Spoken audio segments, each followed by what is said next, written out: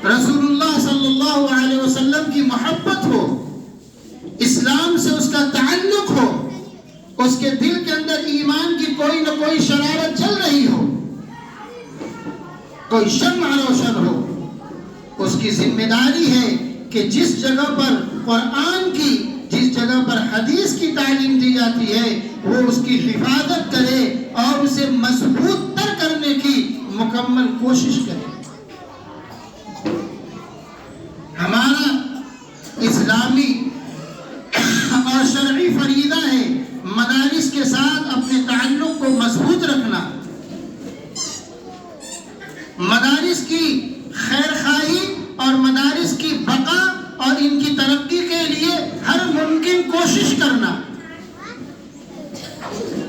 ایک صاحب ایمان بھی ہو اور مدرسے سے اسے چڑ بھی ہو، یہ ممکن نہیں ہو سکتا۔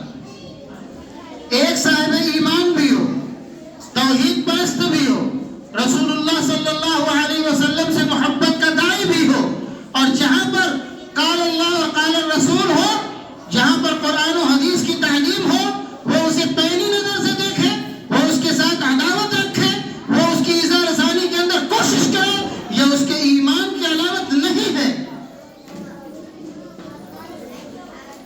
وہ اپنے ایمان کا جائزہ لے، وہ اپنی دنیا اور آخرت کا جائزہ لے۔ جس خدا سے تعلق کا دعویٰ ہے، اس خدا کی کتاب کی تعلیم جہاں دی جائے اسے تم اونے پونے کرو۔ بالکل کالا اور سفید اکٹھا نہیں ہو سکتے۔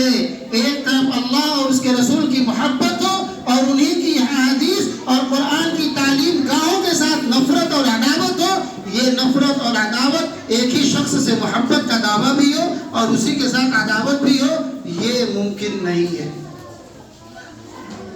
حضرت رابعہ بصری نے کیا کہا تھا؟ تعصی الالہ وانت تدعی حبہ وہذا لعمری من الفعال بدیع۔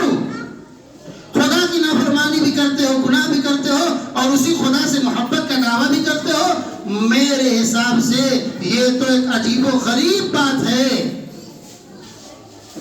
انتہائی عجیب و غریب بات ہے۔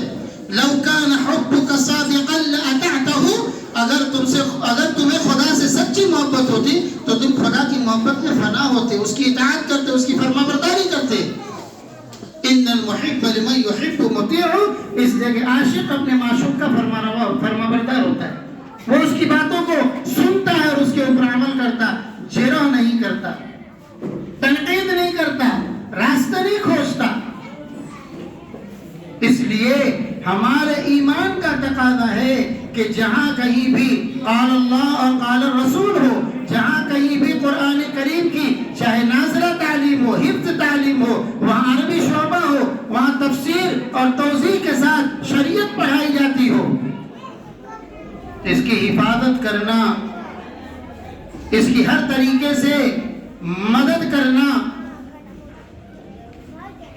ہر طریقے سے اس کی مدد کرنا اور اسے ترقی دینا ہمارا اپنا فریضہ ہے اور ہماری اپنی ذمہ داری ہے۔